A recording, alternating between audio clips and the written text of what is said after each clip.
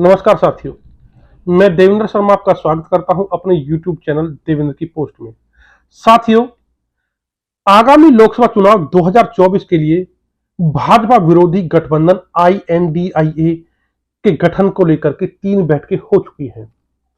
INDIA गठबंधन के शुरुआत से ही घटक दलों के बीच लगातार मतभेद उभर के सामने आ रहे हैं। कई तरह के विवाद भी जुड़े हैं, लेकिन INDIA के घटक दल DMK के नेता स्टालिन के बेटे के द्वारा जो सनातन धर्म पर हमला किया गया है, सनातन धर्म का जो अपमान किया गया है, उसके बाद एक बड़ा विवाद खड़ा हो गया है। इस विवाद को लेकर कांग्रेस के अंदर भी गुटबाजी हो गई है। दरअसल यह गुटबाजी कांग्रेस के अंदर काफी समय से चल रही थी, लेकिन इस मुद्दे को लेकर यह गुटबाजी मुखर रूप से सामने आ गई है। गुटबाजी किन्हीं दो सामान्य नेताओं के बीच नहीं साथियों, यह गुटबाजी है कांग्रेस का आधार कहे जाने वाले गांधी परिवार के 2 दिग्गजों के बीच। और यह 2 दिग्गज हैं गांधी परिवार के सदस्य राहुल गांधी और प्रियंका वाड्रा गांधी, यानी कि दोनों बहन भाई। जी हां साथियों, आप सही समझ रहे हैं। लेकिन पिछले कुछ चुनावों से हमने देखा कि राहुल गांधी के द्वारा जो एक कांग्रेस के ऊपर एक ठप्पा लगा कि कांग्रेस गैर हिंदूवादी या हिंदू विरोधी छवि में जकड़कर रह गई है, तो कांग्रेस के थिंक टैंक के द्वारा राहुल गांधी को कांग्रेस की छवि को सॉफ्ट हिंदूवादी बनाने का सलाह दी गई। और इस सलाह को मानते हुए राहुल गांधी के द्वारा 2019 के लोकसभा चुनाव और गुजरात विधानसभा चुनाव से पूर्व लगातार हिंदू मंदिरों के दर्शन, उनकी यात्राएं की गई और गले में जनेऊ और टीका लगाए हुए हमने राहुल गांधी की कई तस्वीरें देखी, वीडियो देखे। लेकिन इसके बावजूद भी राहुल गांधी भाजपा के सामने हिंदुत्व को लेकर एक बड़ी लाइन खींचने में असफल रहे और परिणाम भाजपा के पक्ष में रहे। परिणाम यहां तक रहे कि राहुल गांधी परिवार की परंपरागत सीट अमेठी चुनाव हार गए, लेकिन केरल के वायनाड से वो चुनाव जीत गए।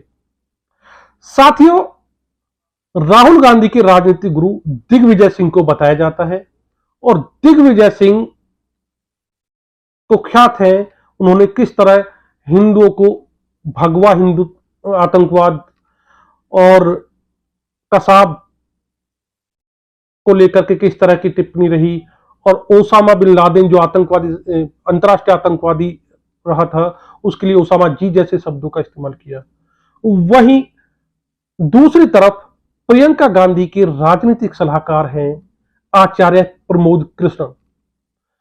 आचार्य प्रमोद कृष्णम एक साधु हैं, उनकी विचारधारा मानवतावादी विचारधारा है, सॉफ्ट हिंदुत्ववादी विचारधारा है। जबकि पिछले कुछ समय से हम देख रहे हैं, विशेषकर जब से वायनाड से चुनाव जीते हैं राहुल गांधी, वह लगातार धीरे धीरे कम्युनिस्ट विचारधारा के करीब दिख रहे हैं।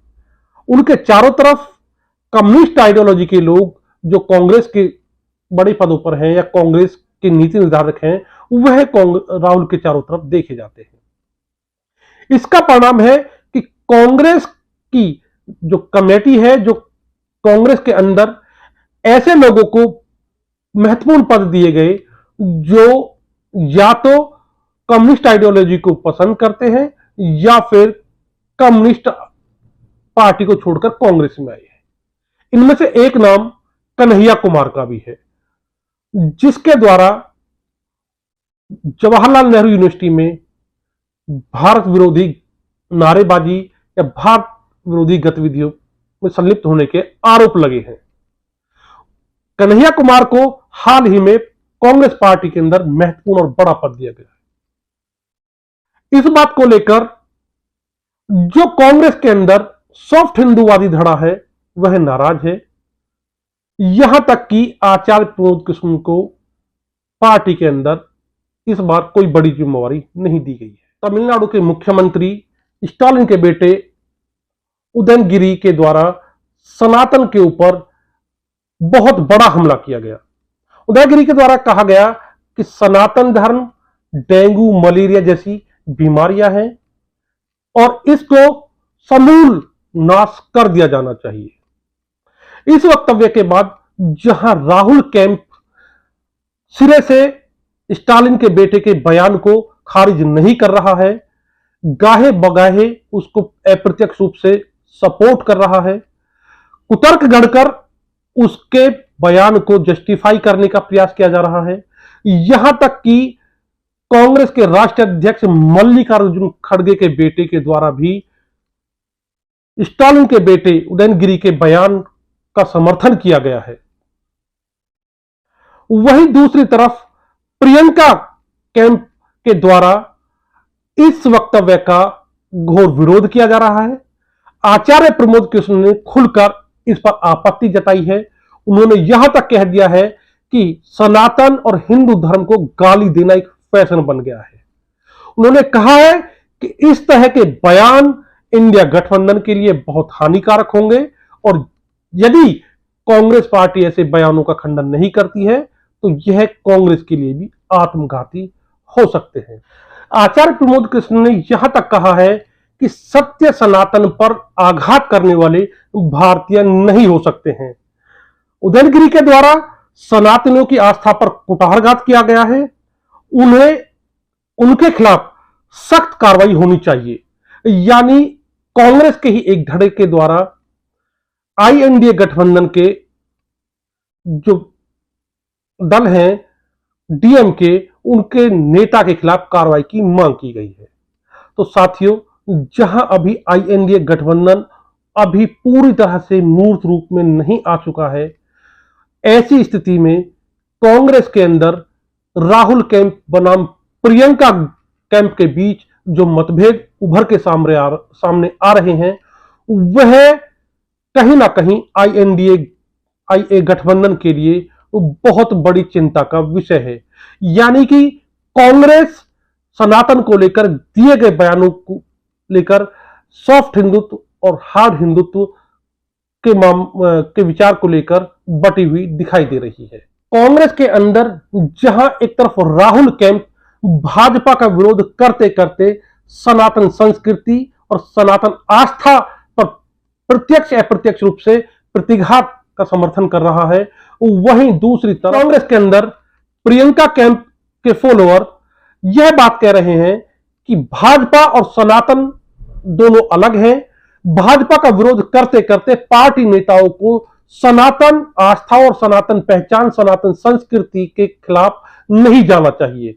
यदि पार्टी नेता और आईएनडीए गठबंधन के घटक दल ऐसा करते हैं तो वह प्रत्यक्ष अप्रत्यक्ष रूप से देश के बहुसंख्यक सनातनियों की आस्थाओं पर चोट करते हैं और इसका परिणाम चुनाव में भुगतना पड़ सकता है। तो साथियों, सवाल यह उठता है कि आईएनडीए के जो अलायंस है उसके लगभग घटक दल आपस में एक दूसरे से मतभेद रखते हैं। इन मतभेदों को दूर करने के लिए और इन घटक दलों को करीब लाने के लिए कांग्रेस एक बड़ी भूमिका, एक बड़े भाई की भूमिका निभाने की स्थिति में है, निभा सकता है। लेकिन जब मुद्दों को लेकर कांग्रेस के अंदर ही कांग्रेस के प्रतिष्ठित गांधी परिवार के दो सदस्यों के कैंप के बीच राजनीतिक मतभेद उभर के आए तो यह इंडिया गठबंधन के लिए कतई शुभ संकेत नहीं है। देखना यह है कि आगामी समय में इन मतभेदों को कितनी जल्दी टेक ओवर कर लिया जाता है, कांग्रेस कितनी जल्दी अपने नेताओं के बीच पैदा हो रहे इन मतभेदों को दूर करके गठबंधन के घटक दलों को एक साथ मजबूती से जोड़े रखने में कितनी सफल हो पाती है। इन सवालों के जवाब भविष्य में हमें देखने होंगे। साथियों, आज के इस वीडियो में सिर्फ इतना ही। आपके लिए एक और नए मुद्दे के साथ हम फिर हाजिर होंगे। तब तक के लिए नमस्कार। साथियों, आपसे अनुरोध है, वीडियो के बारे में आपके क्या विचार है हमें कमेंट बॉक्स में लिखकर अवश्य बताएं। वीडियो को अपने साथियों के साथ शेयर करें और हमारे चैनल को सब्सक्राइब करना ना भूलें। धन्यवाद।